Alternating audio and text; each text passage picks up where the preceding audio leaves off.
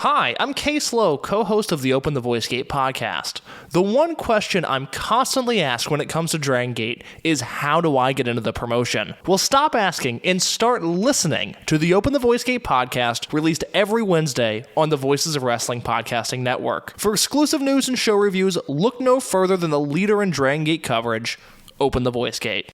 If you're a podcast host, listen up, this one's for you. My name is Allie Jackson. I'm the host of Finding Mr. Height, a dating and relationship podcast that I've been doing for 4 years now, sharing my positive and practical approach to dating that's built on my own life experience. And I wanted to share another experience that I've had, my secret behind monetizing my show. It's called Red Circle, and I was just telling my colleague about how much I love their platform. With Red Circle, not only am I getting a seamless hosting experience, but I also love the support I receive in ad sales. It's not just typical ad sales either. It's targeted opportunities based on my show and my life. And the platform is super simple. You just set your preferences and Red Circle matches you with sponsors that align with your show. You can vet every opportunity and their platform gives you great analytics. More recently too, my Red Circle team has brought me opportunities outside of my podcast on social media to really augment the podcast partnerships, bring them full circle. I just can't recommend them enough. If you want to give it a try, go to redcircle.com to get your free trial. That's redcircle.com for a free trial.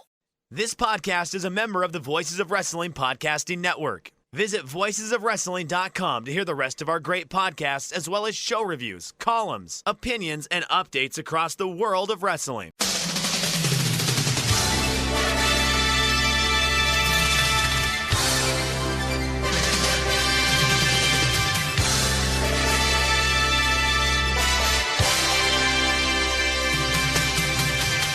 Hello everybody, welcome to the Super J-Cast. I'm Joel, joined by Damon McDonald. It is 17th of June, 2025. This is episode 366.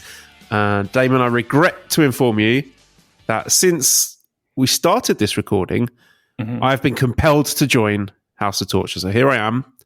I'm a bad guy now, get used to it.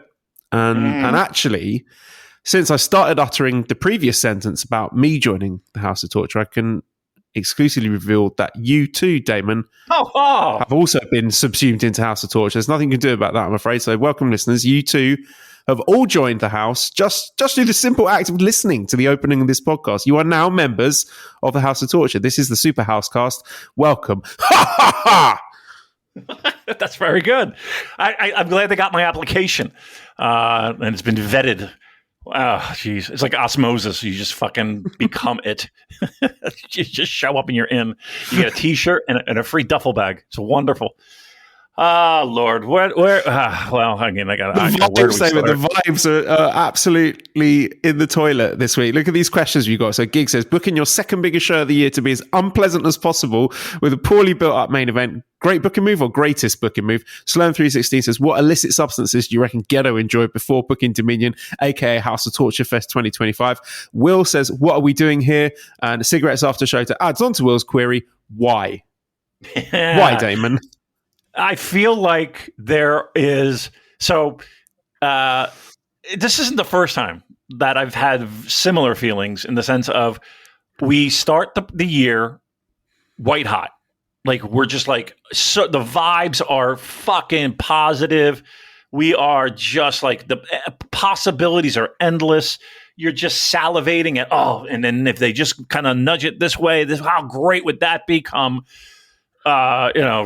Dominion or G1 and they take it all the way to, and your head's spinning with just the idea of what could be. And then somewhere it all goes to shit. It feels like a different promotion. It feels like the solidified booking committee, whether that's Yano and Ghetto and fucking who else might be on that? Whomever. Tanahashi, maybe he's on it. They go on vacation. Kikuch. I forgot about the Kikuch. The mastermind, if you will. Kikuch. Yeah, this is ChatGPT booking. Oh God, yeah. This is where you go away on vacation, holiday, whatever you want to call it, and you come back to the house, and it's like, what? And the kids had a party, right? Or you go to your favorite restaurant, and maybe they go on vacation, the actual chef and the cooks and all that. And you come back and it's fucking the guy who usually cleans up the glasses. The busboy is now behind the fucking grill. And you're like, what the fuck is happening here? And then it goes back to normal somehow. I don't know. I cannot tell you the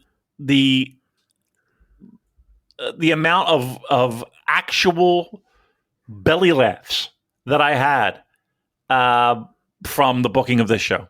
By the midway point, I'm just like, they're drunk. they are fucking drunk because they are just firing off late night texts to an ex-girlfriend at this point. It is fucking madness. And we're going to go very deep, I'm sure. I dropped a Patreon instant reaction immediately after the show where I was mainly very sad and confused. So if you want to hear a sad man, write whatever you want about me.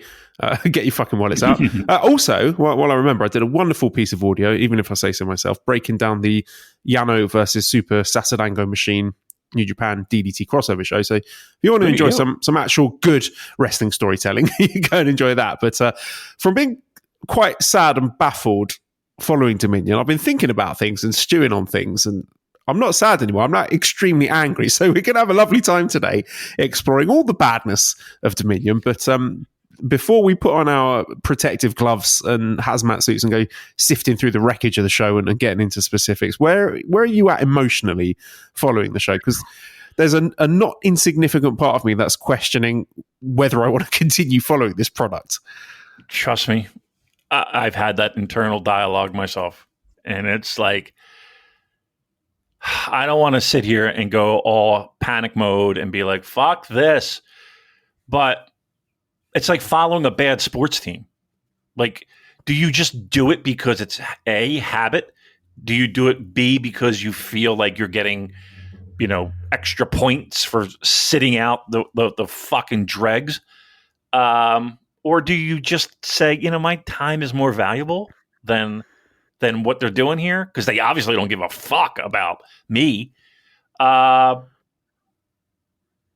don't know, man. Trust me, I've been down on this product before. Again, we've talked about it.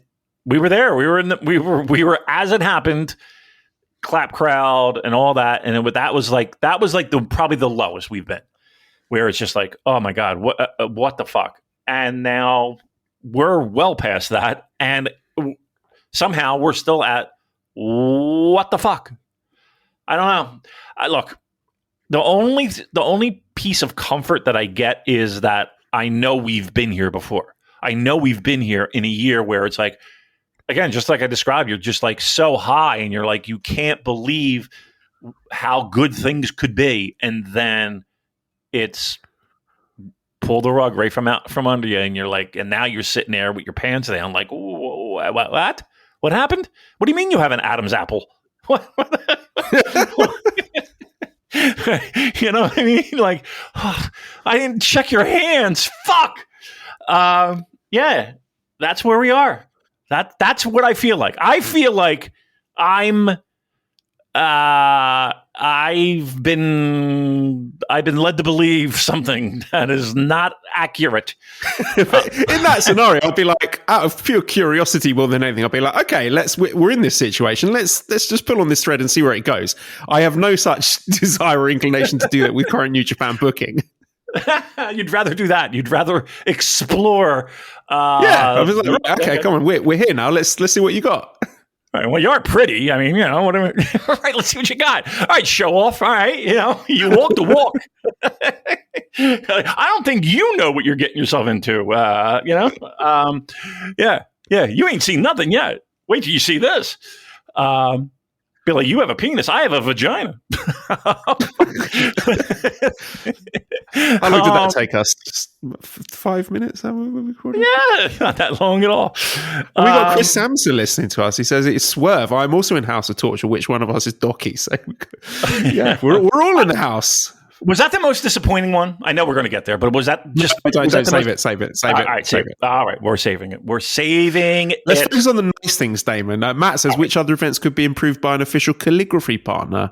Lovely bit of calligraphy. I love calligraphy. I used to do that in China. Very relaxing, very therapeutic. So maybe we all need to engage in a bit of calligraphy to help us process some of the more challenging emotions that we've been dealing with post-Dominion. I don't know where to start with it. Yeah, Andrew says, if the booking team are using ChatGPT or another AI to help book the shows? Yeah, like I said earlier, that's kind of what it feels like to me at the moment. And I talked on Patreon about some of my concerns with 2025 New Japan, and primarily it's this general feeling of staleness that the wrestlers and factions have just been left without any kind of overarching guidance and just beginning to atrophy. And well, Chris is here. He echoed a lot of my thoughts when he was on Keeping It Strong Style last week, that like the vibe we're getting here is that the people in charge are essentially letting the inmates run the asylum. Like, they know money's not great. There's other alternatives elsewhere. So they're trying to varying degrees of success to keep everyone happy. And that has resulted in a real lack of bold and decisive action to capitalize on and preempt the changing landscape around them. Because the curtains are on fire now, Damon. We've got major stars leaving the company with no clear plan on how to maximize those departures to the benefit of the roster. These guys are like being left to book their own exits from the company where they can just muck about with their pals, and the next generation just left standing with their dicks in their hands. The factions, they're another case in point. Strong Stars, remember them? Fizzled out. Guerrillas of Destiny fizzled out. Just Five Guys fizzled out. Chaos fizzled out. LIJ fizzled out. That's 5 factions, and that's 2 major factions that have just slowly bled out before our eyes with no attempt to create any drama or closure or progression or elevation of the next generation. Just like backstage, people go, "Oh, I guess this is over." That's absurd to me. And other examples, like United Empire, complete mess post Ospreay to an embarrassing degree. You got to do something. I don't know, like do a tournament to decide who the leader is, or have someone from the office just tell them who the fucking leader is. But no, it just feels like everyone is left to figure things out for themselves. And there is a lot of value in that kind of creative freedom for the more talented wrestlers to follow their own instincts. And like our friend Josh from We Work Stiff says, it's the narrative approach where the characters and their organic interactions and organic developments come first, and then the stories follow as a result. And that's an approach that's reaped rich rewards for New Japan in the past. But something feels different now. Something feels because there's no guardrails. Right. There's no, like, if you leave that up to a wrestler's own device, like you're going to get a lot of what this is, if that's the case, right? Like, you need guardrails, and you need guardrails in just about everything. I could hire the greatest guitar player on God's green earth, whomever that might be in your eyes, to help finish out a song. But if I don't give that person some type of guardrails, you're going to wind up with a fucking mindless Eddie Van Halen guitar solo. You know what I mean? Like, like, you're just going to get a guy who could, I can hit 5,000 notes in 2 seconds. Great. But what does that mean for the song? That's where we're at. We have no guardrails, and the guardrails that should be there, it feels like it's shoulder shrug. I don't like. I feel like we have split personality promotion. I don't understand it. And once again, where the fuck are the checks and the balances here? Like, where are the guardrails for the people who are establishing the fucking guardrails? That's what I want to know.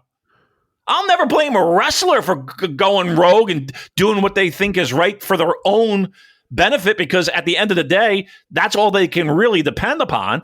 But where are the guardrails for the people to make the guardrails? Help me. Fuck. And it feels like even when they do try and do things like put stakes on things, like, may as well not have bothered. Like, we had that Loser Leaves Bullet Club dog pound cage match, like the stipulation of 0 consequence. It was a minor rebranding exercise at best. And I really felt that we're lacking someone to take control and say, right, we're doing this, you're doing this, you guys are having this match, losers are moving here, you're the leader of this, you guys are going to join these guys, rather than just being left to figure things out for themselves. And I was sitting there asking myself, where's the vision, where's the leadership, and looking at a company that just seemed terrified of upsetting its employees, and that fear has led to paralysis and stagnation. Like we got, what was the attendance here? It was 6,525, right? That's half the crowds that they used to get pre-pandemic.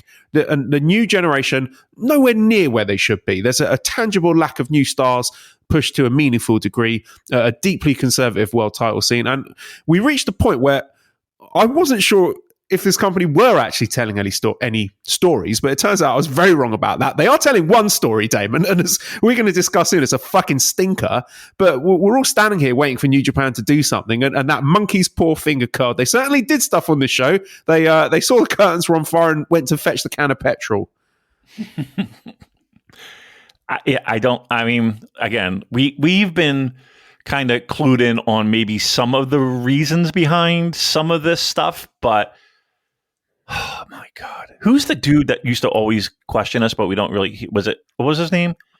And he would always complain about House of Torture and this is not what I want. I wonder if he's still sticking around. Antonio. Who was that? Antonio. Is Antonio still around? I haven't heard from Antonio in quite a while. Antonio, just reach out. Let us know you're okay, dude. Well, I don't think he is if this product is being force fed down his throat. You're right.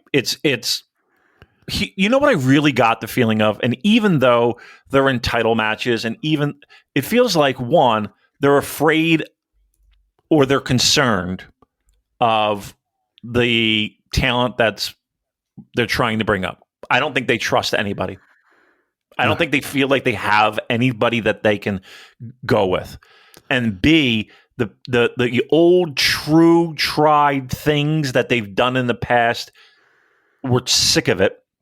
And the people that they choose, whether that's because they're owed favors or because T-shirts happen to be hot for a month or whatever, you're just left here with this undeniable, what are we doing? Turning off this show, I'm telling you, Joel, I was probably more frustrated with New Japan Pro Wrestling than I've been in since Clap Crowds. And how much of that percentage-wise is down to House of Torture? I mean, a good amount. We've had plenty of shows where the undercard has been mid to what the fuck, right? We've had a lot of that, but the main events have carried the show. And I think we had another one of that, but I think the undercard was so down that like you had to climb out of a 6-foot ditch to get to get anywhere where you could stomach this show. Mm-hmm. It's like you've gone to a fancy restaurant and spent a lot of money for like a set meal, and for the first 3-4 courses they've just served you dog shit, and then after that they've given you some delicious things, a bit of steak and a lovely pudding, but as you're eating those you're still thinking about the dog shit that you were served earlier. Yeah, and it ruined the show for me. I couldn't enjoy the actual good stuff that was on the show because I was just so upset by what I'd seen beforehand. I don't think if we sat here and said, okay, give me a worst case scenario, we could have done it better. I really don't. I think it's truly was a worst case scenario, and then that worst case scenario multiplied by 3.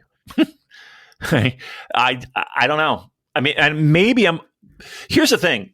The show itself, you could say, okay, take this show, put it in a pocket, and that's that.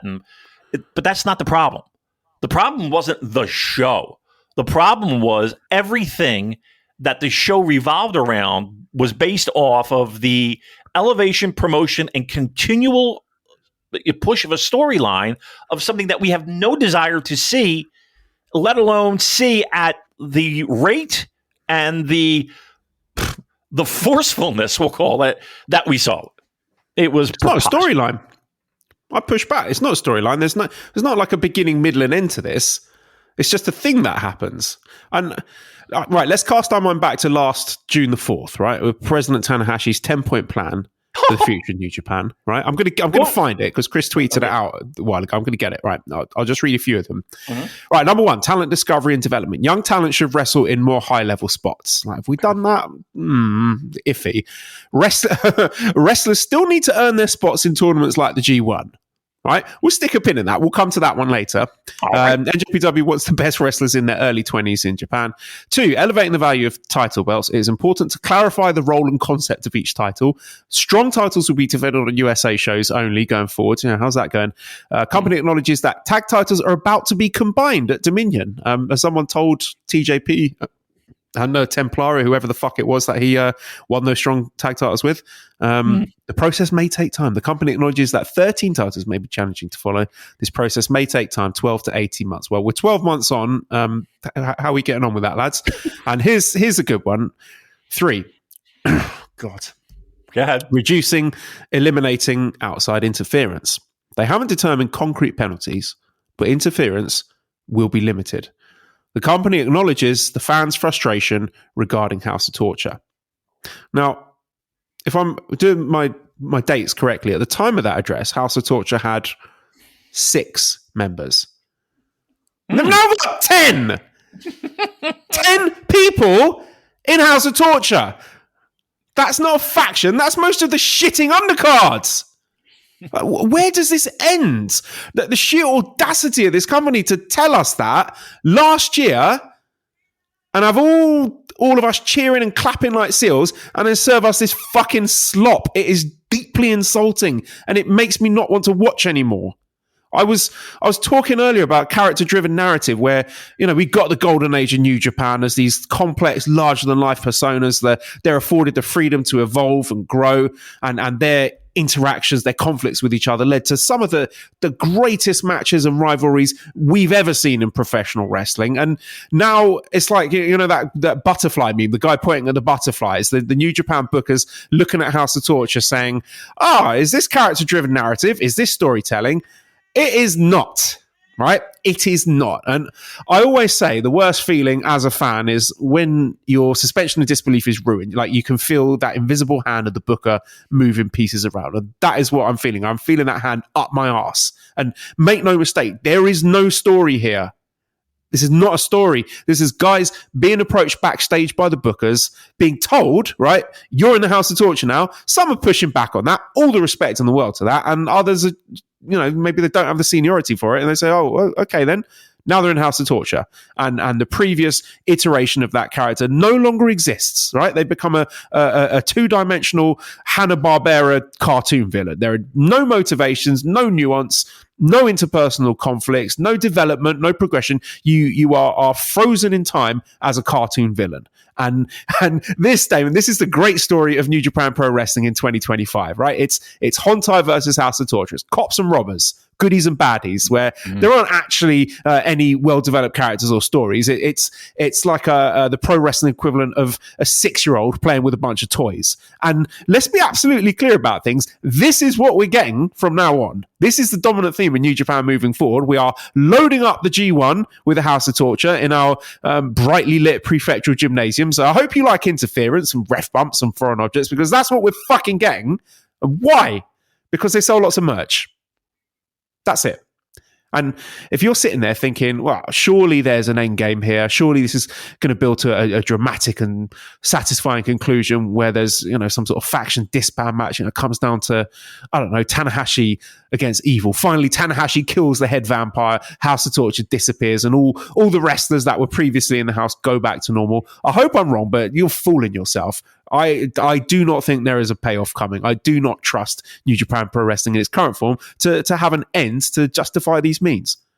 Yeah, it'll just fizzle out like the 9 things that you pointed out that could have been really wonderful, well-developed, get guys over that need to get over. No, it's just like it didn't exist, right? I don't know. Look, it is incredibly frustrating, yes. And you're right. I don't see an end in sight because they're in shoulder deep. It is in the most basic form of bad versus good. I think a lot of people that, and I'm not sitting here trying to sit, we're sitting here on a leather chair with a pipe, curling our beards saying, pro wrestling. We're not doing that. But I think we're a little bit more developed than that, right? We can handle a little nuance. We can handle a little thinking. We're smart cookies. Trust us. And again, if this is about merch, and if this is about, here's where I really got a real kind of okay, silly me for thinking different. This is still pro wrestling. As much as you gave the pro wrestling good guy bad guy analogy, pro wrestling promotions are the fucking same. They are the same. Things have not changed since the small, tiny. I'm telling you right now, Joel, New Japan Pro Wrestling feels more like a Dennis Carluzzo show than a Dennis Carluzzo show. Like I would just love to be in that locker room. Like it feels incredibly disjointed, and it feels incredibly, we're just flying by the seat of our pants, but we're going to make it look like we know what we're doing. I just have absolutely, I can't say I have no faith, because here's the thing. They can do it, and they've done it. And I just find it inexcusable, being given the talent, given the backing that we have of a major company that doesn't even know we exist, except when the shit hits the fan. Let's be honest. It's just amazing. It just feels it still feels like a shitty indie pro wrestling promotion, and I'm saying that about the thing I love. You're a shitty indie pro wrestling promotion at this point. I don't know, because it's about the bottom line. It's about how much money can we make, and if this is making us money in any way, shape, or form, then it must be what we do again and again and again, and it just seems incredibly silly. I suppose we had to talk about the matches at some point. A kickoff match, Katsuya Murashima and Shoba Kato defeated Daiki Nagai, Masatori Suda, 8 minutes, 15 seconds. Murashima got the submission win, forcing... Don't worry, kids. It's not going to get any better for you either. How long before one or more of these kids end up in House of Torture? Are they all going to House of Torture? Should we just pop them in now, save us the bother? I would be like, you know what? Just get me on excursion. Put me anywhere. Put me anywhere on planet. I'll wrestle in those in the fields where those backyard wrestlers, and where is it, Africa or whatever, where the fuck they are. I was just thinking that one popped into my head as well. Right? At least send I me know there on what they're doing excursion. there. Yeah. In the dirt, in the mud, and I'll go there. I'll go there because it seems like a better idea than me being plopped in House of Torture. Yeah, Okay. Yeah. Next. First match, special 8-man tag match. Taiji Ishimori, Chase Owens, Clark Connors, Drilla Maloney, defeated by the team of Sanada, Ren Narita, Yujiro Takahashi, and Don Fale. Look, before I start talking about the match, I just want to give some love to Giant Gonzalez in a thong, Sanada. That was I tweeted out, nothing's going to beat that. And that was actually the highlight of the show, because at that point, I didn't know how bad it was going to get. So I was happy then, and I saw what he was dressed as, and I thought, this is great. And so I want to just hold that and cherish that moment. And that was an absolutely... How much? I hope. Yeah. I love him. I ironically love Sanada now, because he's just absolutely taking the piss. And you know how people just spend frivolously on like designer bags, or I have a fucking whatever brand, blah blah blah, and like he's spending this money, and the promotion's not spending the money. He's spending money on this nonsense. Like, I want to be one of his teammates. Like, imagine you're Ren or something, and then you're chatting with him, like, okay, Seiya, so we got a big show coming up. You got anything planned for it? It's like, oh yeah, I've got a nice outfit in mind. So like, oh yeah, you're going to show it to us? Like, yeah, sure. Goes into the dressing room and walks back out, and they're like, okay, that is, I like it. This is good. how or describing it first hand. It's like, yeah, I've got an idea. Like, maybe you can help me workshop it. Oh, okay. So what are you thinking there? Giant Gonzalez in a thong. Okay, that's yeah. I can see. I can visualize it. Yeah, it's unbelievable. You know how like some of these designers, like you wouldn't be caught dead in something like you're just like when they have these fashion shows. And you're like, no, he's walking around Harajuku with that outfit on. Absolutely. The Astro Boy boots, the cigar, the guitar. Yeah. I mean, I've fair fucks to him for treating all this with the absolute disdain that it deserves. So Daryl says, I thought Fale was supposed to be taking all this time away getting in shape. Was the shape round? And I laughed, David. I laughed at first when I was told who X was going to be.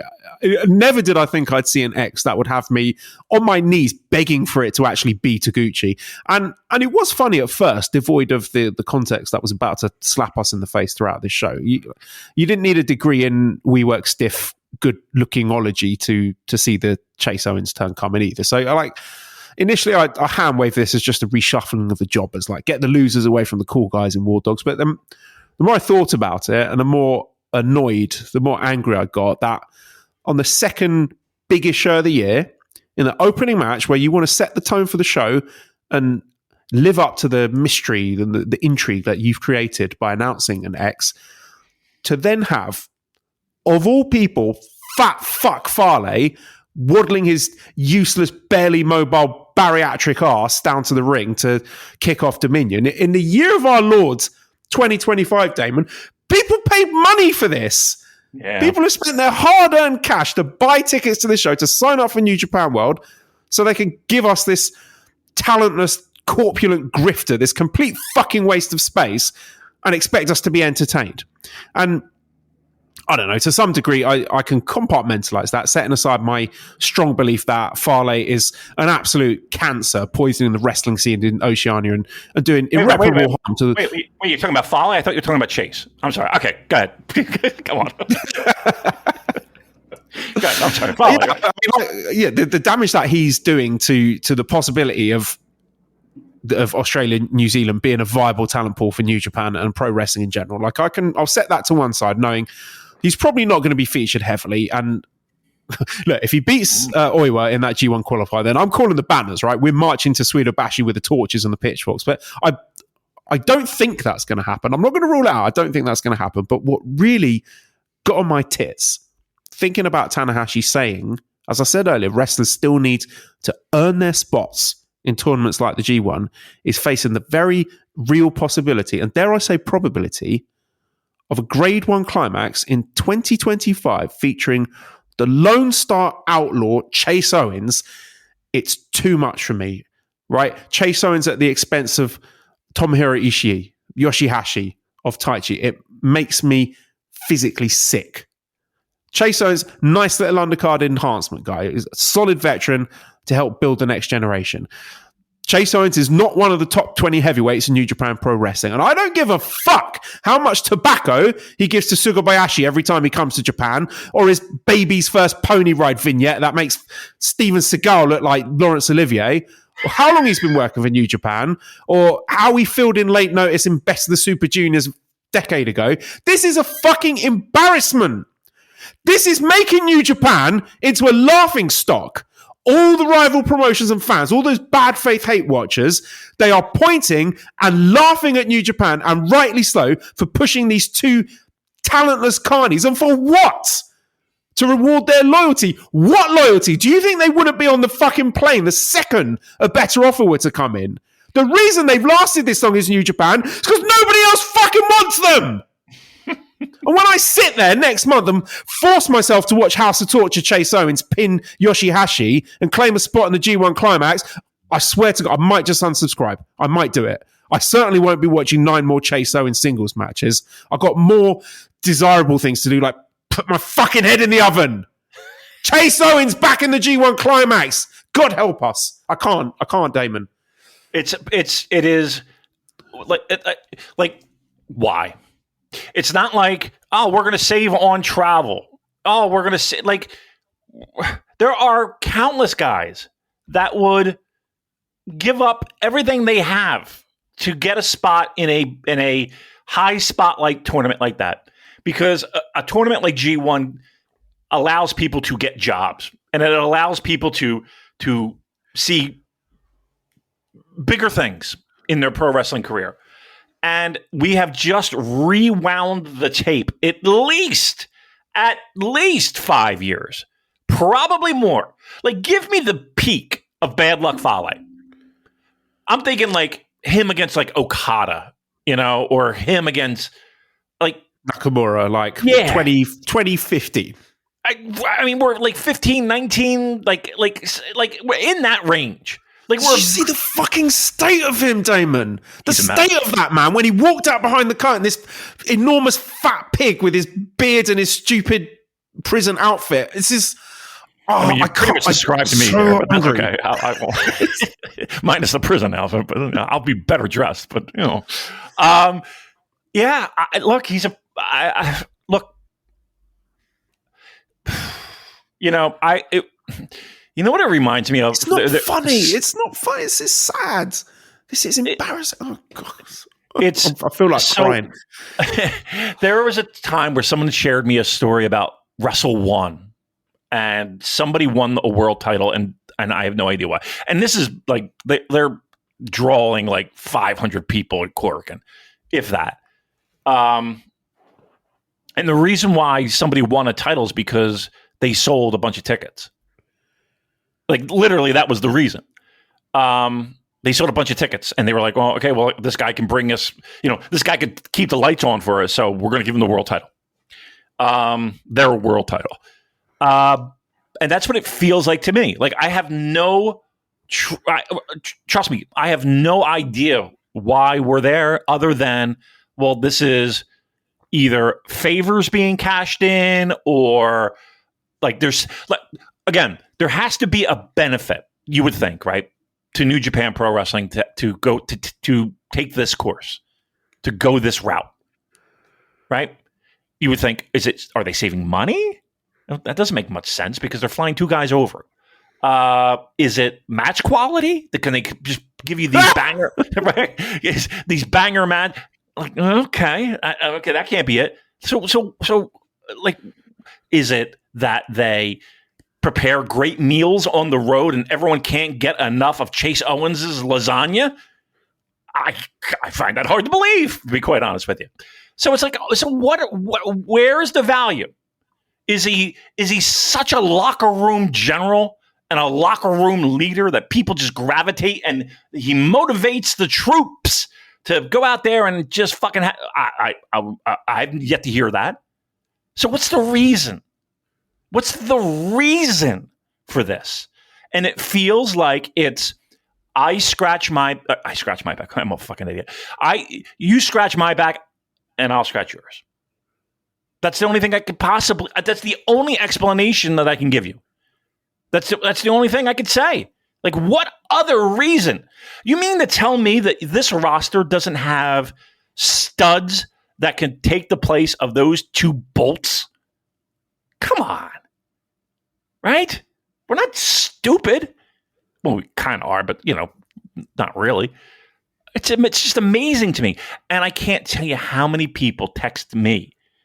People love to just fucking, when things turn to shit, that's when people are the noisiest. I guess maybe us included. But okay. I can't tell you how many texts I got of, what the fuck? Did they just do blah, blah, blah, blah? Yep. Did they? Yeps. Oh, my God. And we're trying to build a fucking fan base here. And not for nothing, New Japan Pro Wrestling, you're making it incredibly difficult on yourself. We don't like doing this. We want it to be good. We want to be coming on this podcast and praising and talking about how brilliant it is and how excited we are for things coming up. This hurts me to do this, but we have to. We've got to be honest. It stinks. It's so disappointing. It really is. I mean, I don't know. I'm trying to think of like analogies in life of what this equates to. And it's kind of like, I don't know, the thing that you've been looking forward to for a decent amount, and you knew that, okay, maybe the weather isn't going to be great, but we're going to tough it out, and the restaurant, you're ankle deep in water, and there's rats everywhere. That's what it feels like. So that's the first match. Second match, there's a special tag match. Ryohei Oiwa and Zack Sabre Jr. defeating El Phantasmo, Shota Umino. Yeah, it's hard to concentrate after what happened in the last match. I thought there was going to be like tag title challenges set up or TV title challenges, but it turned out to be heating Zack up again to challenge for the world title again on an untelevised show that's going to presumably be put on New Japan World at some point long after the fact. I don't know, man. The match was fine. Shota Umino, I've been hoping that this sort of more serious edge to his character, like the Kensuke Sasaki stuff, signaled like a turn in the road for him. But then he put on the silly ELP sunglasses, and I thought, oh God. Right. He's still got no idea what they're doing with him. So that depressed me. That was it. Just him putting on a pair of sunglasses. I was like, oh, fucking hell. that sent me spiraling as well. The match was good, though. Yeah, I mean, on the entire show and the entire scale of the show, this is probably one of the least offensive things, but it's definitely magnified 20 times just because of everything that we've had to go through. Look, once again, I love Zack. He's one of my favorites, but do I want what was again, I feel like we do better just off the top of our heads when we do this show. We have better scenarios, and this was just like, okay, fine, great. Match wasn't bad though. You're right. Match wasn't bad. I mean, there's a lot of talent. Right? These are the two Tokyo Dome main eventers in this match. You wouldn't know it, would you? Oh God, no! Holy fuck, no! Nah. Yeah, you certainly wouldn't. And yeah, it was. I mean, again, the match. Here's the thing: a tag match like that, it feels like you could do multiple things, and maybe that would just be too much, right? You already had 9,000 pieces of wackiness before that. Maybe they just wanted to just go straight ahead and say, okay, this is just about Zack. We'll figure out the rest later. But yeah, just a little, again, maybe the idea of just Zack is more like, be careful what you wish for, I guess is what I'm trying to say. Right? Because this could have gone three shades of shit. And now it's just like shoulder shrug, and I'll take shoulder shrug. Like shoulder shrug is throwing confetti at this point, right? Yeah. Any match that doesn't have House of Torture implications is a blessing at this point. So we'll take this one. This is a win. Third match, Hiroshi Tanahashi Final Road Connection. Tanahashi defeated Yu Uemura in 9 minutes 30 seconds via pin. So bit surprising. Like I there's part of me thinking, this should we be doing this? Should you be losing to Tanahashi in the state that he's in? But I can see what they're going for here. Like, you're getting a bit cocky, and then he got caught out by the wily veteran Tanahashi. So he's got to really fight for it. He's got to earn that passing of the torch moment. Tanahashi's not just going to hand it to him. So they will be both in A block in the G1. So maybe I'm assuming Yuya will eventually get his win over Tanahashi on a bigger stage. Maybe they do that at the Yokohama show or whatever, or that's like the final. That could be like, I'm just playing devil's advocate. I'm trying to be positive. Like maybe that is Tanahashi's final block match, like his final ever G1 climax match is against Yuya, and Yuya gets his win back there and earns the credibility and the passing of the torch moment. But night five in small farm town, Japan. Lights, basketball, hoops. Yep, the whole 9 yards. Yep, that's where that big win's going to come. I didn't have a massive problem with this in the grand scheme of things, but you sound like you're doubtful. It is June 17th. Yes, we do have the entirety of G1, and things can magically happen. It's pro wrestling. We have 7 months till Dome. It's not like we have a 2-year storyline here. It's not like we have 6-7 months. So I don't know where this bigger stage is going to occur. If it's a deciding match in G1, okay, I'm down for that. Sure, why not? But if it doesn't, and boy, I have no faith that it will, what the fuck are we doing here? Hiroshi Tanahashi is an absolute fucking legend. Maybe the greatest New Japan Pro Wrestler of all time. How about that? But in 6 months, he's going to be wearing a suit and tie full time. And we're trying to build a young guy who needs all the fucking help he can get because he's swimming upstream with this fucking promotion. Get a win. Who gives a fuck? Give him the win. Right, so hold on a second, Damon. You're suggesting that to make these young wrestlers into stars, they should be winning wrestling matches. A novel concept, I know.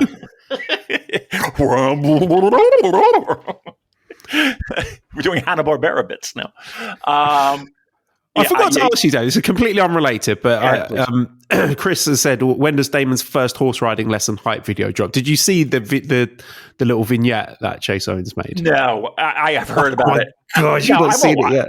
I just can't. Like, I would just throw my phone because it's not funny anymore. Yeah, it was funny at first, but now it just makes me angry. But yeah. Now, as you would like to say, he's just taking the fucking piss at this point. Mm-hmm. You know what I mean? Like, who's laughing to the bank now? You know what I mean? We're ranting for 49 minutes. Chase Owens is fucking sitting back on his fucking couch playing in his fantasy football. Laughing at us. Yeah, laughing at us jitbags. And his feet up playing in his fucking fantasy football team. You know? Who's the dummy? Don't answer that. Fourth match. OWGP Junior Tag Championship match. Mm-hmm. Sho and his surprise partner DOUKI defeats Yo and Master Wato to win the tag team championships. 10 minutes 52 seconds by a figure four leg lock. So yeah, supposed to be Kanemaru. He had a sling on his arm and thought, oh, something's up here. And when DOUKI's music started playing and he came out, my brain just refused to accept it. And Shruby says, what are they thinking with DOUKI? Popular babyface that got injured during his big moment, and you bring him back as another House of Torture tag partner of a show. Thank you. Why not try to pick up where you left off? Look, Damon.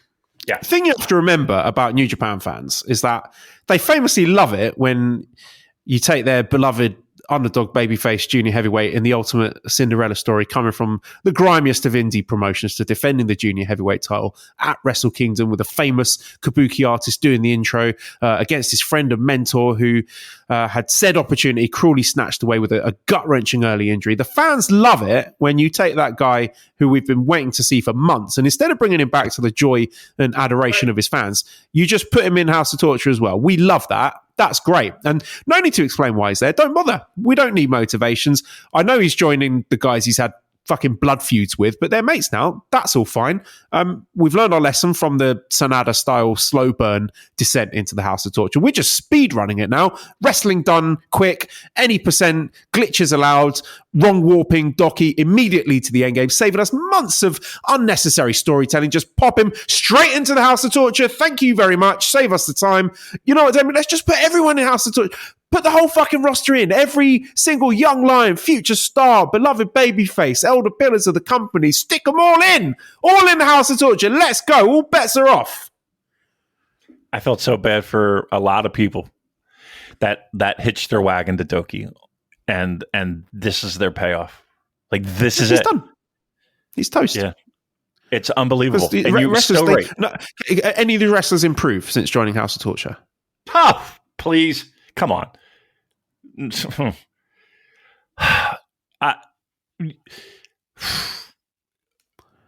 I'm really struggling to not just completely hand wave this promotion for this alone.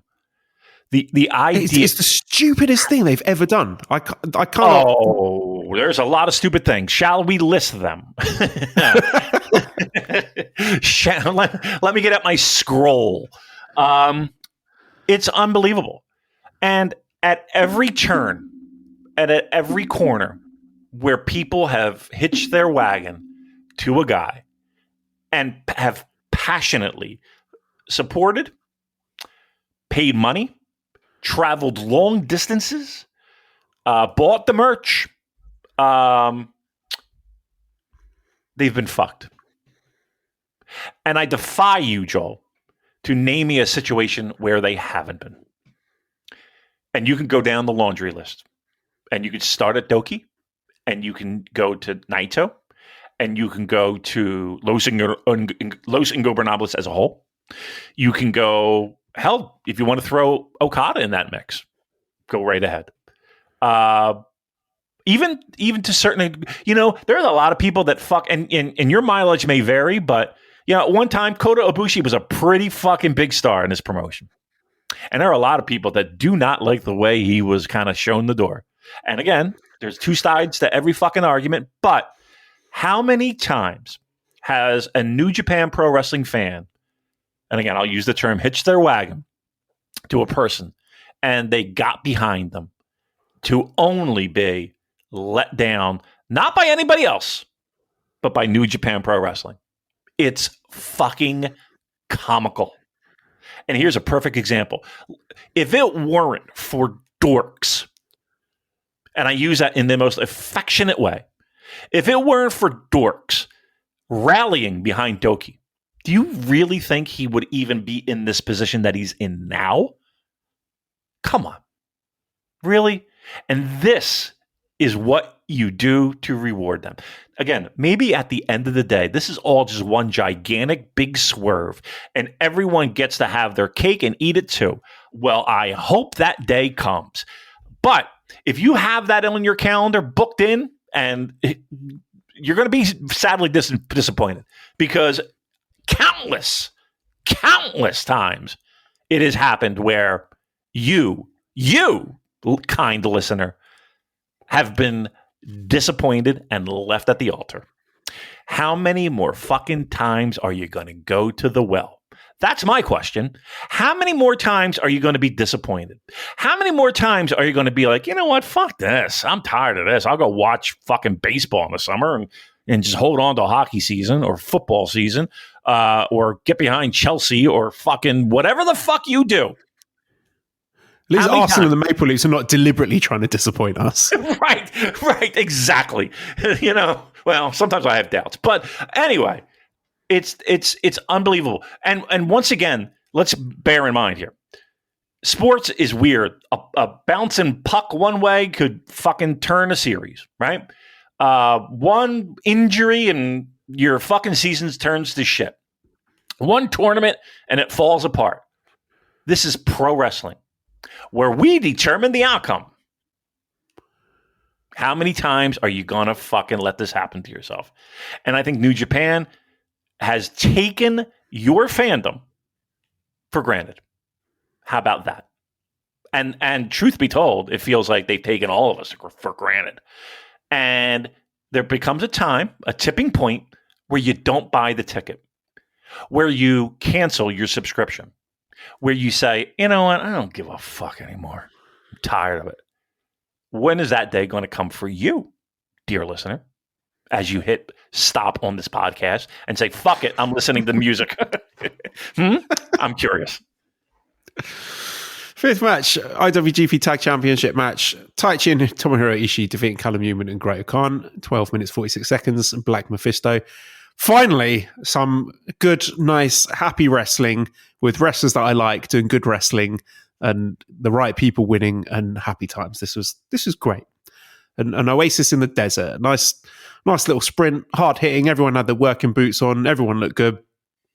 And I love the development of this Taichi Ishii tag team of guys who've gone from hated rivals to caring about each other. What a lovely moment it was at the end when Taichi got the 3 count and then Ishii just jumped on him and gave him a big hug. I've never seen Ishii do that before. And that meant something. That was really special. I enjoyed that a lot. So how are we rewarding these guys? Dropping them from the grade 1 climax, presumably. I say every week on this podcast, Taichi is grossly underused. The fans love him. He's still an incredible worker.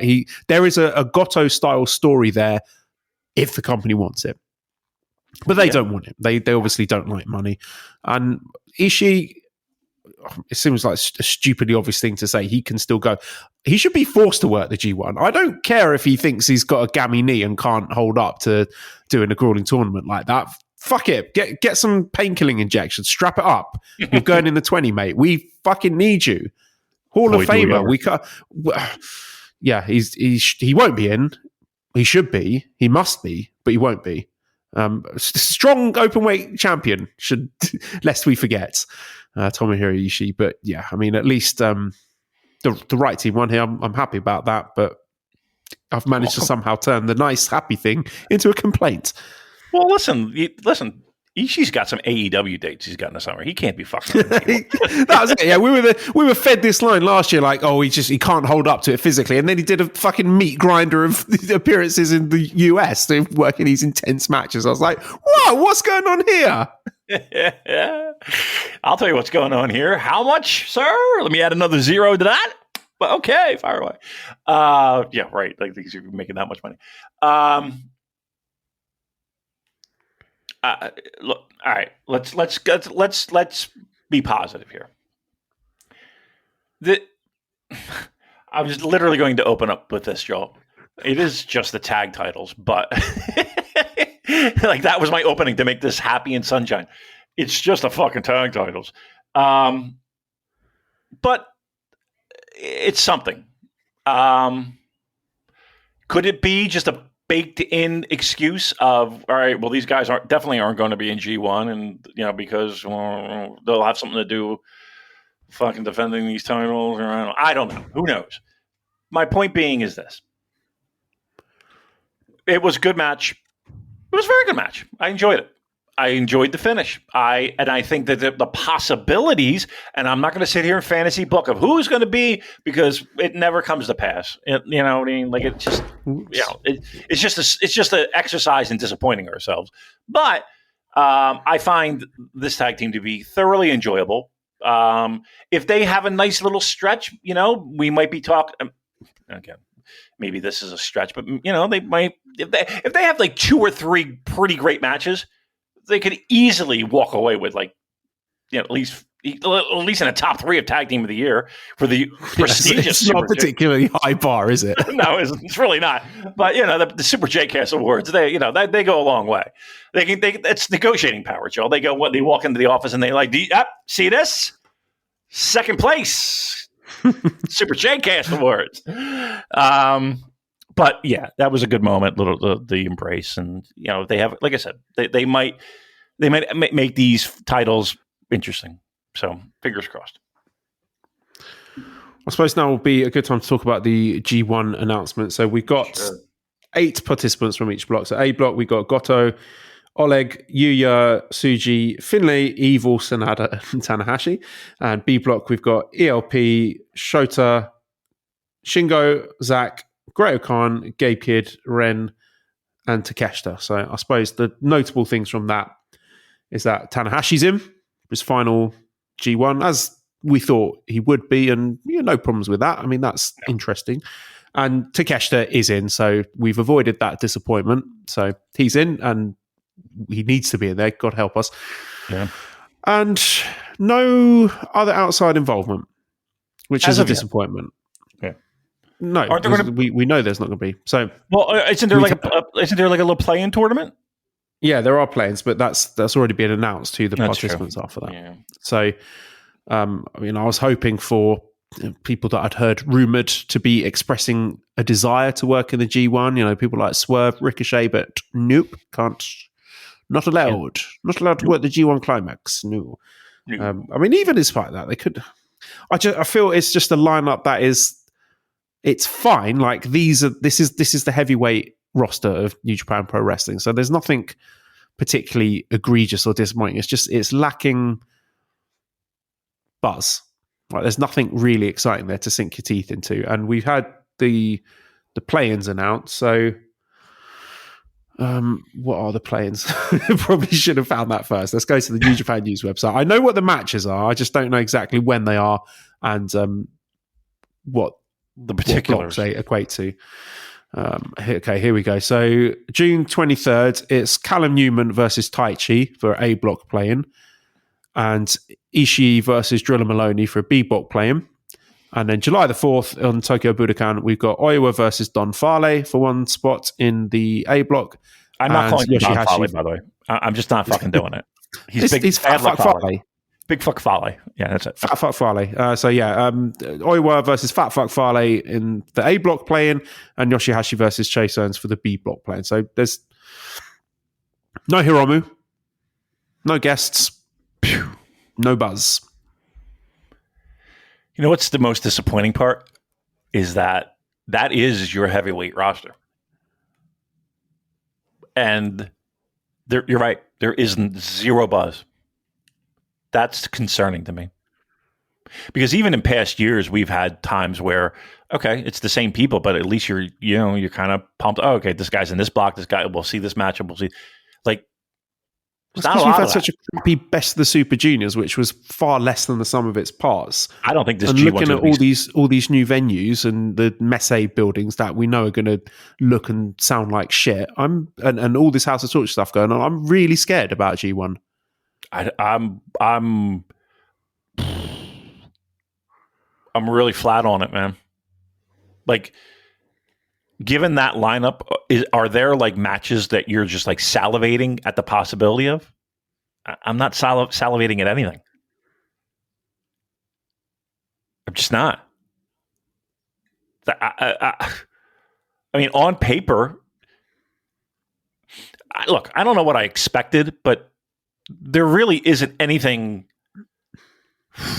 I wonder how this guy's going to perform, or I wonder if with this guy, they're all going to be. They'll have 8 points or 10 points. Yep. Yeah. You'll have guys who you would think, there's no way they should have 4 points out of the gate, and then they lose, toward the end. Same old. I just don't know why. And they're doing this thing again where it's the top 3 qualify. So the block winners go through, and then the second and third place it's a little bit different from last year that they face each other across the blocks. But you got to protect Fale. Why was in Best of Super Juniors was it just the block winners go through, and there was no drama or very little drama because most of the people were eliminated before it even happened, and we had main events and the final block nights with people already eliminated. But in the G1, we're getting 6 people going through to the next round. Unbelievable. I don't get it. I don't understand. On a tournament that, quite honestly, probably has the least amount of buzz in years. Like, you're asking someone to do the fucking mathematics of, is this guy going to get in? Oh, this guy's tied. Oh, this guy beat this guy. People don't give a fuck. Like, if of any year, this is the year to be like, okay, it's, Block A winner versus Block B winner, and away we go. And you can have the semifinal night, kind of deciding some of that. But it's just fucking preposterous. Right, when you're playing like the FIFA game, FC 24, whatever it is, you can, if you're getting bored, you can just do sim match. I just want to press a button that's like sim tournament and fast forward to the knockouts, please. I don't have the stomach for it. And I was going to be like, I'm going to do on the Patreon daily G1 audio, but you're mad. I don't think anyone wants that. No, no, we'll have 2 downloads. Who would, honestly, seriously, there are people that truly love this product, and they're just going to digest everything that is put out, and they're into it. And God bless those people, because they put money in your pocket to keep this going. I can't imagine anyone will give a fuck about Night 5 in Nagata. You know what I mean? What are we doing? What the fuck are we doing? Like, Joel, help me out. Block A, Block B. And again, we don't know who's going to win the play-in. Well, that could change everything. Give me one match from each block that you're truly pants down, ready to fucking fire up the TV. Let's go. Everyone out of the house because I got to watch this fucking show, and I went complete quiet. Give me a match.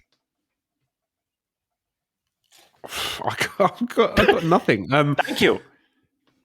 Okay. From A block, Oleg Boltin against Goto. that's the best I'm giving you. You know what I mean?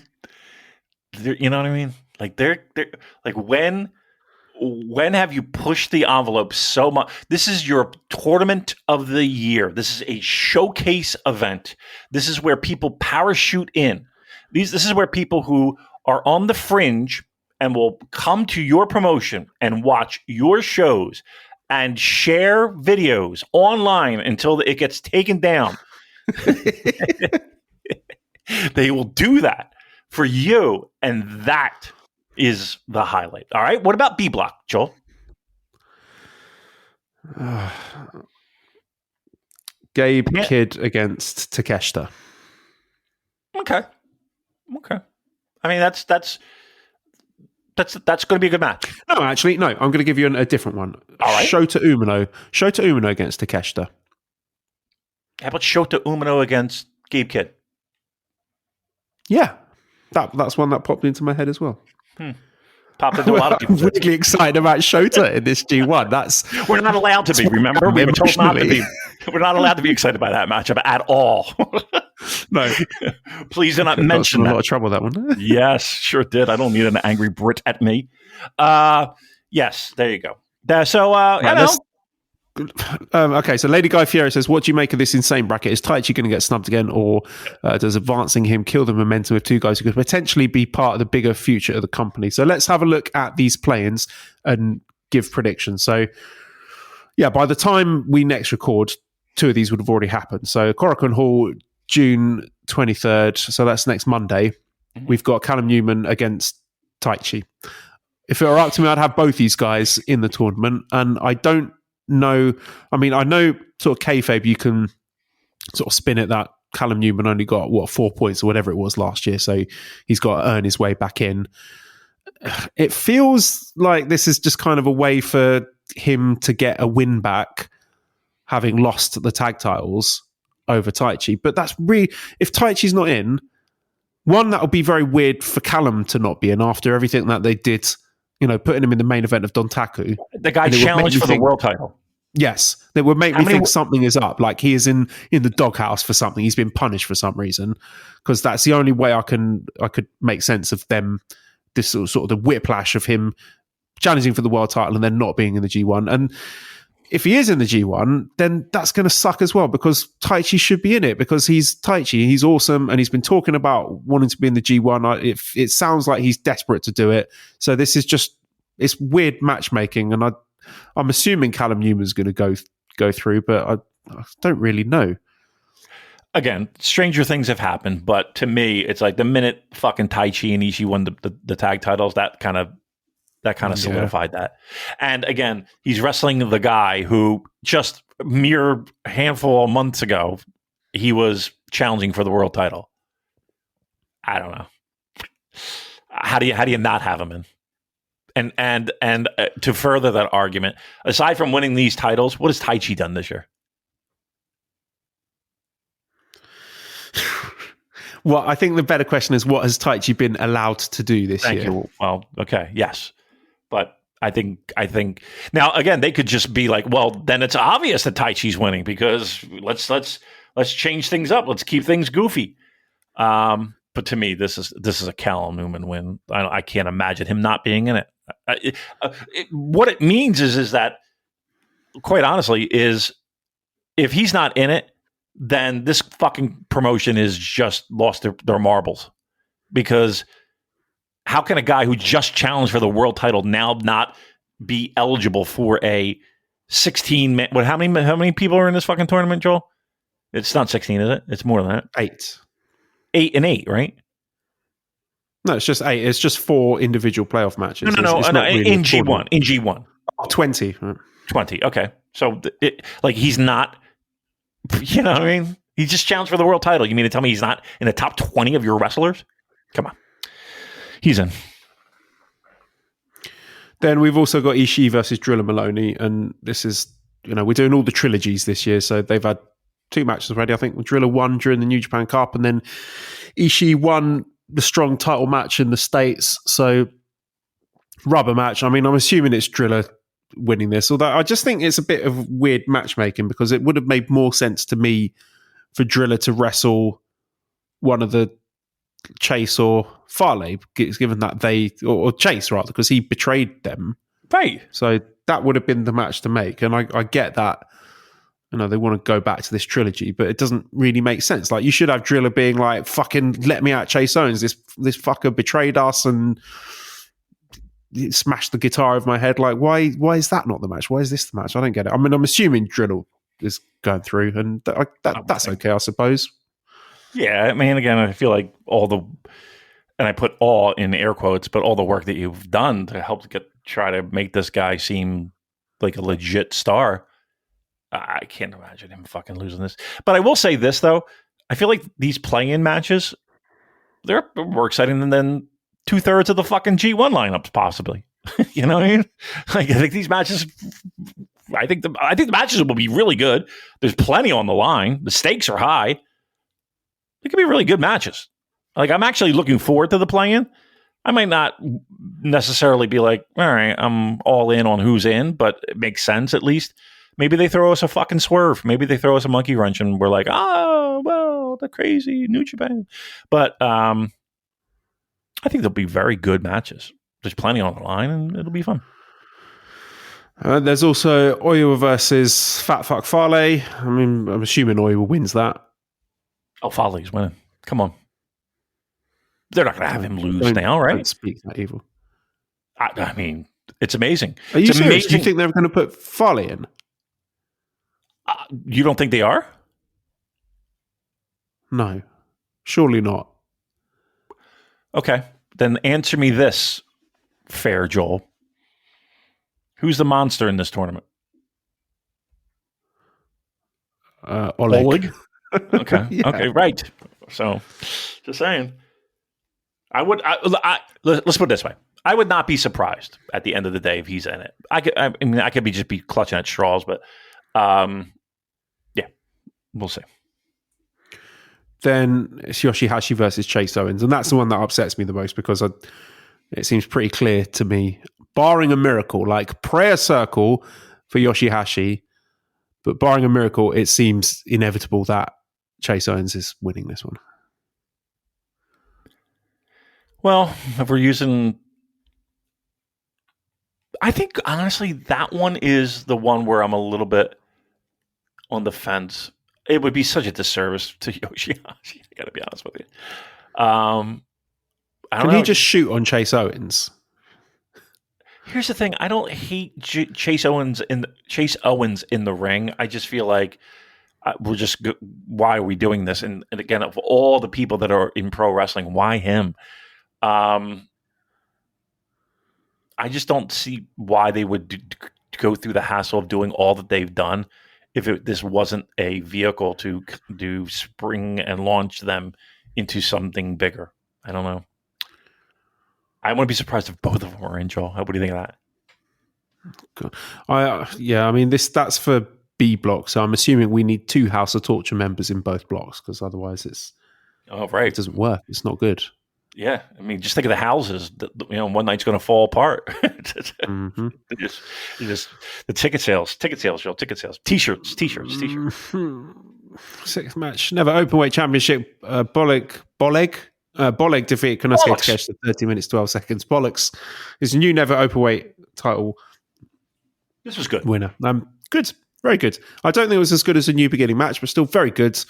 They hit each other really hard, and there were some really creative spots. And Oleg throwing Takeshita out of the ring and tossing him on the ramp, and the finish was great with him catching the flying knee and transitioning that into the kamikaze. So again, another really well planned, well executed trilogy that I think has done great for Oleg to help him establish him as a star. Is he a star? As a potential star. He looked good. He looks good coming out of this. So very unselfish from Takeshita and just really impressive physically, some of the stuff that they did in the match. I enjoyed it a lot. And it does free up, for a little bit more creative finishes possibly in G1. And it was good. I feel like after this match, and we had the tag title win. We had this match. I kind of felt like we were turning a corner in the sense of, all right, this the beginning of like, can this show be saved in the second half? Like, I really kind of was feeling positive, or at least trying to talk myself into feeling positive. I don't know, man. They did a lot of damage here. It feels like it's just amazing how you open up with that nonsense, and it just left such a bad taste in my mouth. But I think both guys did very well, and the fact that we're getting G1 participation, so we'll have a decent summer. We'll get some good matches. How deep are you looking at Takeshi in G1? If it was up to me, he'd probably be winning it. He would be winning it. He should be world champion. He'd be in he'd be in the finals, definitely for me. So we'll see. Fingers crossed, but who knows? Thank you, Tony Khan, for letting him do the job, though. Well, thank you very much. God bless you, Tony. Yeah. Tony. Then everything ground to a halt. The 7th match, no time limit. Dog Collar Chain death match. King of Darkness Evil defeated David Finlay. 23 minutes, which felt like 23 hours via TKO. Yeah. Daryl says, "Are young lions adequate substitutes for paramedics? Let's pray that David Finlay is okay after being loaded onto that stretcher by guys who were reprimanded for making rice the wrong way in the dojo." And Noah says, "I think they should they should have dedicated a block to just House of Torture members. Winner becomes new leader. Thoughts? Seriously, what the hell is going on with House of Torture? And did Evil really have to beat Finlay? Where does he go now?" It feels like War Dogs are geeks now. They've gone from being the hottest, coolest faction, and now they're fucking about with a tire wheel san. Clark Connors looks like he's just playing down the clock until he can go and join his partner Tekla in AEW. Gabe obviously, there's all that stuff going on, and Finlay's just getting jobbed out again and again and again. And I really thought this match could have been good, but the way it was structured was so bizarre, where you had from the jump all 10 House of Torture people there. And I thought it was being set up to have some more people run down to kind of even up the odds. Like, honestly, watching it, I thought it was building to Shota. I thought Shota was going to come and save Finlay. Or someone was going to come out at least to try and balance up. But it just never happened. It was just, well, House of Torture got way more people, so they just systematically destroyed the War Dogs. And, I've celebrated Finlay as being one of, I think, or if not the best heavyweight worker on their permanent roster at the moment. And he's just looks like a geek now. And this match was rubbish. It was boring. It was just like a plodding walk and brawl. The best bit of it, I hate to say it, was Fat Fuck Farley doing the splash through the table. Everything else was just sending me to sleep. It was just had no drama, no excitement. There was no suspense. It was just a really kind of elongated squash match. And, Finlay more or less doing the stretcher job at the end. It was just weird. And I'm worried about him. Yeah. Guy loses more than he wins. That's for fucking sure, it feels like. Yeah. I was excited for this match, to be honest with you. I thought they would be. And I thought that some of the things that they tried to do were creative. It's just, I don't know, maybe it was the crowd was flat. I don't know. I don't know. Maybe it was just too much. Like they cram in 10 pounds of shit in a 5-pound bag, maybe. I don't know. It did seem like it went long, though. It felt like a fucking eternity, to be honest with you. I don't have a good answer for the Evil. I don't have a good answer. And War Dogs feel like, they're like rats from a sinking ship, it feels like. I don't know how. I don't know why. They feel like the most uncool faction right now. Like, I can't think of another fucking pile of geeks. Be honest with you. And how quickly it's fucking fallen. Like, they're at one point, Joel, we were like thoroughly involved, and it's like, okay, this is a fresh, this is a new spin on Bullet Club, which concept has like felt like it was on its last legs, was on absolute life support, and it felt like an absolute breath of fresh air. And in 6 months, it feels like the biggest pack of fucking geeks on earth. I don't know. I don't have a good answer here. And don't give me Gabe Kidd, because that guy, boy, oh boy. Whew. I know we're getting there, but I don't know. Like, if you wanted to fucking just get rid of a faction, boy, that is the blueprint, it feels like, of saying, okay, this faction is no more. We're moving on. And what a crying shame, number one. And number two, if that's not the intention, boy, somebody needs to lose their fucking job. That's for sure. Because it is just this is the Stone Roses right here. Like, this is the second album, the Stone Roses, where you're like, we waited how long for this? What are we doing? Okay. Lordy low. But yep, Evil gets a big win, a definitive win, to say the least. And away we go. 8th match, IWGP Global Heavyweight Championship match. Gabe Kidd defeated Yota Tsuji, 23 minutes, 25 seconds. Drill a hole, pile driver. And I really tried with this, Damon. I really did, honestly. Like, I love Gabe Kidd. I made a concerted effort. Like I said last week, I really tried my best to enjoy him while he's still with New Japan. And we know all good things come to an end. I got no problem with him working in AEW on the side. No problem with him signing for them if the right offer comes in. God knows he deserves it after what he's been through and what he's sacrificed. And honestly, looking at the direction of the company, I do not blame him. Go to AEW with my blessing, my son. But I tried my best. My strategy was to ignore all the noise coming from AEW, ignore all the Death Rider storylines, which I don't care about.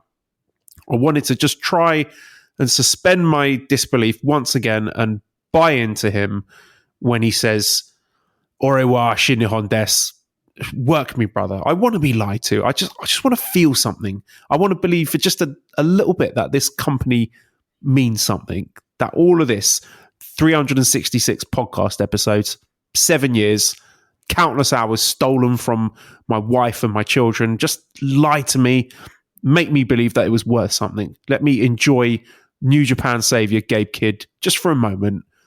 Give me something for the pain and let me die. And then I realized he's got a Death Rider logo on his knee pads.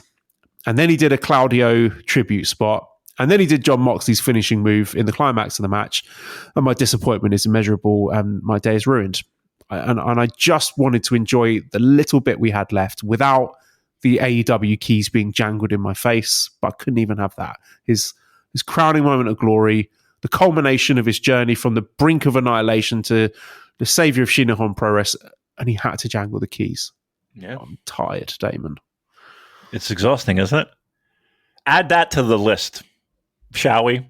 Shall we get an early add to the list of Gabe Kidd of people that we've hitched our wagon to, and at the end of the day, boy, oh boy, what a fucking 6 months. 6 months. Boy, oh boy. This is what happens when the company has no fucking idea what the Tanahashi crocodile tears. Oh, wasn't that nice? All of it. All of it. All the posturing. The thing about it is that when your gimmick is being authentic and it comes about that it's not really authentic, I don't know. Mm-hmm. I don't know. There's only so much people can take people. There's only so much people can take people. And that's where we are. That's where a lot of people are. It's where a lot of people are. Where it's like, you know what, just go. Just go. Just go. Because I'm tired of investing. Tired of investing. It's me investing. It's me investing every time. Give me a payoff. Once. One fucking time. Give me a payoff. Make it worth my while. And I can't sit here and tell you that. And this show, this show, holy moly. Just countless times of, well, I got fucked there. Well, we got fucked there. Boy, there's a lot of people got fucked there. This is not how you build a promotion, man. This is not how you build a fan base. I'm just letting you know. You had it for a minute. You had it in your hands. It's all about money, babes. It's all about the money. Go for it. Get that bag. Get the bag. We'll sit here with our dicks in our hands like we normally do. Why did he have to do it in this match? Why did he have to do the AEW shit on the Dominion semi-main event? Do you care anymore? I tell you, I did find it funny when he whiffed on that Young Bucks senton thing where Suji was dangling for fucking ages like an idiot. I know. Gabe completely missed him, landed flat on his ass, and the crowd laughed. That was good shit. But the match wasn't bad. Like, it was nowhere near the quality and the vibe of the New Beginning match. And yeah, he said, we're all tired of hearing it. That Gabe felt real and authentic. This Gabe feels like a guy who wants to have his cake and eat it. He wants to be Mr. New Japan, but also a Death Riders mercenary. He's putting on a performance. He's half-heartedly tried and failed to reconcile two diametrically conflicting personas. And God bless Chris Charlton and Walker Stewart for trying to square that circle. Yeah. No mean feat there, because Gabe clearly gave up on doing that by the time the press conference came round and instead resorted to reading a Teddy Roosevelt quote with all the conviction of David Brent. And look, he did win the crowd back after the match. They seem to still like him. He's on the front cover of Shoe Pro as I Am New Japan, so obviously he's doing something right, and he's pulled the wool over their eyes, but not mine, Damon. I will not be fooled. I've seen the light, and I'm deeply unhappy as a result. All right. Look, he's on thin ice. Here's the problem. Well, he's dead. He's dead. He's killed it. The whole thing, the single point of failure being whether or not you believe he is ride or die Mr. New Japan, and that's good. You can't do both things at once. And it doesn't work. It doesn't. And that's, again, when the whole point of people rallying around you, and look, it's pro wrestling. I get it. A pro wrestler's going to pro wrestler. Going to pro wrestle. I'm fine. I'm totally cool with that. That's not a big deal. But what you're doing is you're taking advantage of people who have already been taken advantage of. And it's stupid. It's not like we're stealing your mortgage money or, we're fucking, harming your children or, he ruined a story that we were all really enjoying. That's it. That's it. I mean, that at the end of the day, it's a tiny, tiny thing. But being that we do a New Japan Pro Wrestling podcast, it's a big thing. And again, when your gimmick is I am the most authentic guy in this room, and then you're not authentic, people turn their back on you real quick. This is what I'm worried about. The fallout from this show and all of this that we've talked about. Like, what is the long-term damage that it seems small, but you add up all of this and you get this show. The match was fine. I think they have better matches in them if there will be better matches. I'm just left puzzled with what product New Japan has doled out for this fucking nonsense. Okay, let's move on. Morning Pro says, is it ironic that the second we all come to an agreement to use guys to their fullest, even if we think they're leaving, that Gabe does the AEW bit and somewhat kills the vibe and undoes all of that progress. Nothing is ruined, but the vibe has changed. At least he should be a good Wrestle Kingdom stepping stone. So who should get that bump, beating him for the global title? Is it better for an Oiwa or Yuya, or the next foreign star they want to push high like Newman or ELP, or perhaps they don't know. He should lose the G1. Should he lose the G1, the consolation prize for Takeshita as he takes the next source? I think it should be Shota. Ooh. Or, better yet, David Finlay. Have him being the guy to kick Dave Kidd out of the company. The guy who has lost at every fucking turn, who's become the white Goto, if you will. I don't know. I don't know. I don't know what to do that with that. The problem is that at every turn, it's I don't have any confidence. I don't think they have any confidence, and so now I don't have a wagon to hitch to at this point. That's really what it feels like. I don't have a wagon to fucking hitch to. Yeah, I'm just finding myself circling back to Shota Umino just out of sheer spite at this point. How about you? Right. Sure, why not? Whatever. Right, exactly. Thank you. That's exactly it. Sure. Go ahead, whatever. That's I mean, you've nailed it. Perfect. Okay, next. Right, let's try and end this podcast with some good vibes. IWGP World Heavyweight Championship match. Hiroki Goto defeated Shingo Takagi in 28 minutes, 25 seconds. GTR Kai. Say some good stuff about this, please. It was a good match. It was honestly, if you're going to tune into for a match, like if you're just parachuting in, this is the match. I thought the match was very good, which is good and bad. It's good because here we are in 2025, and we're talking about, again, Hiroki Goto being a star of a show. We're talking about Shingo being a star of the show, which is fantastic.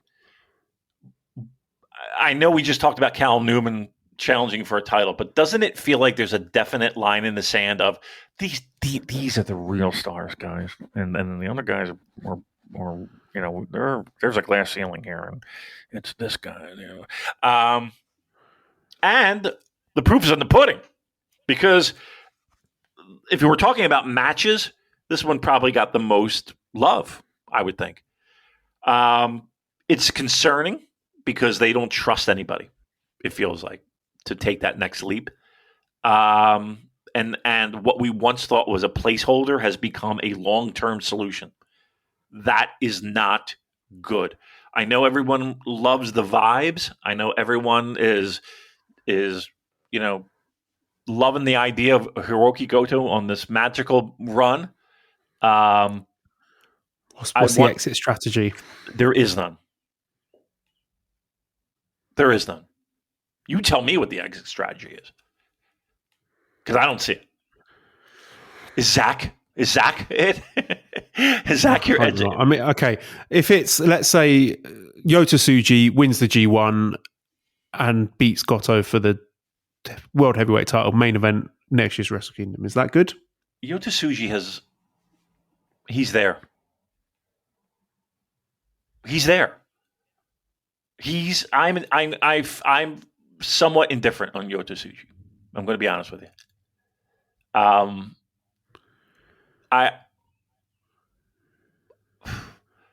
He should have beaten Sonata for the title 2 years ago.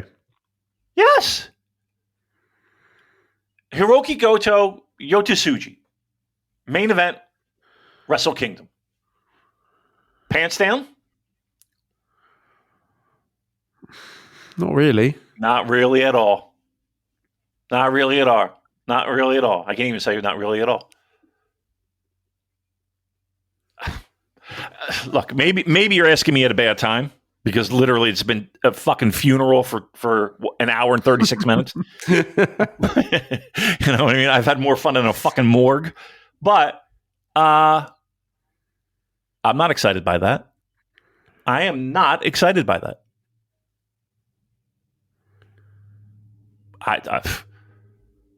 Where's Dwayne Johnson when you need him? See you next week. You know what, though? I will say this. There are people that fucking hate these fucking shows, but the vast majority of people love these shows. They really love these shows. Because I really hope it's been cathartic, because I feel bad now. I don't feel bad. It is what it is.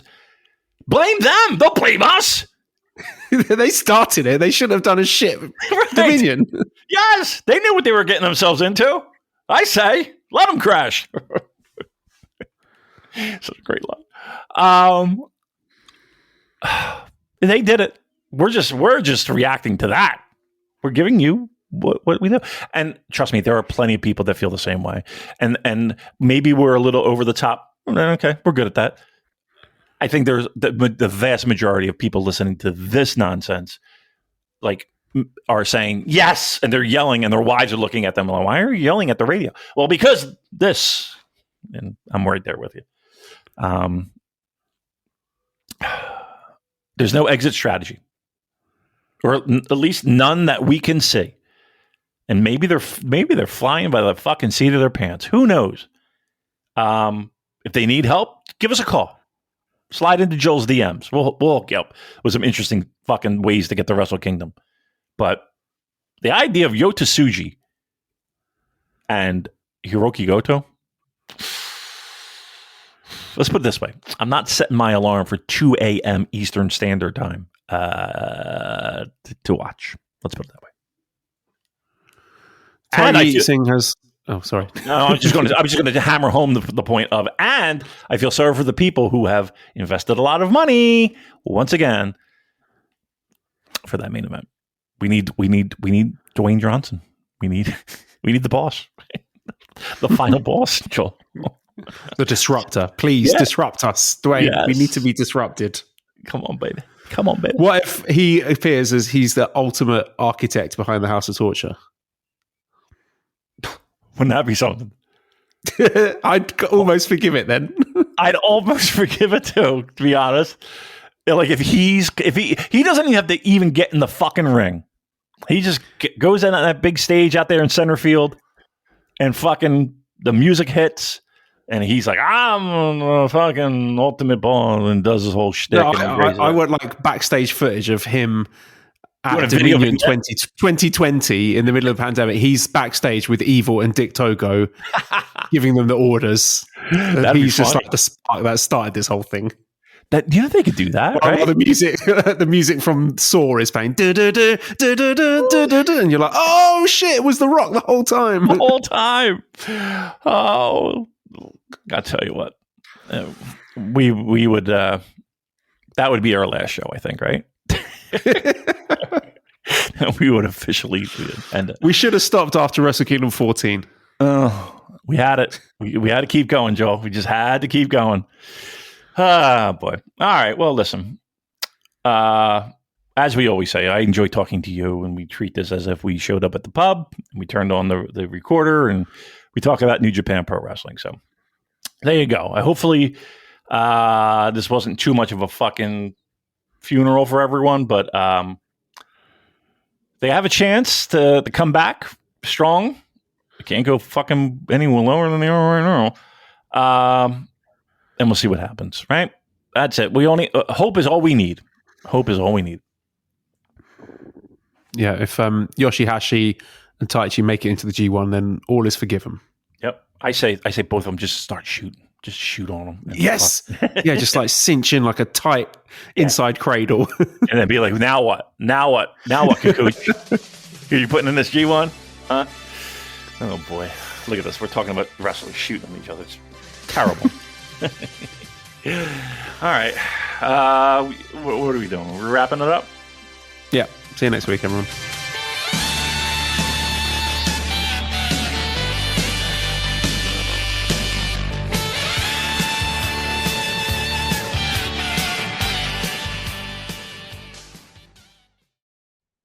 Hey kids, do you like wrestling? Well, we like wrestling too. We are Shake Them Ropes here on the Voices of Wrestling Podcasting Network. Myself and Chris Novembrino kind of doing a lazy river of wrestling criticism, going through the news and whatever happened in stateside television wrestling. And also, you know what? Sometimes we just like to watch old stuff and talk about that too. Love for you to give us a listen. If you haven't already, we are Shake Them Ropes here on the Voices of Wrestling Podcasting Network. You want the best for your child. K-12 can help them gain the skills they need to reach their full potential while giving you the support you need to get them there. K-12-powered schools are tuition-free, accredited online public schools for students in kindergarten through 12th grade. Their state-certified teachers make online learning interactive and engaging, allowing your child to learn at their pace from the safety of home. Join the more than 3 million families who have chosen K-12. Go to k12.com/podcast today to learn more. That's k12.com/podcast. If you're a podcast host, listen up, this one's for you. My name is Allie Jackson. I'm the host of Finding Mr. Height, a dating and relationship podcast that I've been doing for 4 years now, sharing my positive and practical approach to dating that's built on my own life experience. And I wanted to share another experience that I've had, my secret behind monetizing my show. It's called Red Circle, and I was just telling my colleague about how much I love their platform. With Red Circle, not only am I getting a seamless hosting experience, but I also love the support I receive in ad sales. It's not just typical ad sales either. It's targeted opportunities based on my show and my life. And the platform is super simple. You just set your preferences and Red Circle matches you with sponsors that align with your show. You can vet every opportunity and their platform gives you great analytics. More recently too, my Red Circle team has brought me opportunities outside of my podcast on social media to really augment the podcast partnerships, bring them full circle. I just can't recommend them enough. If you want to give it a try, go to redcircle.com to get your free trial. That's redcircle.com for a free trial.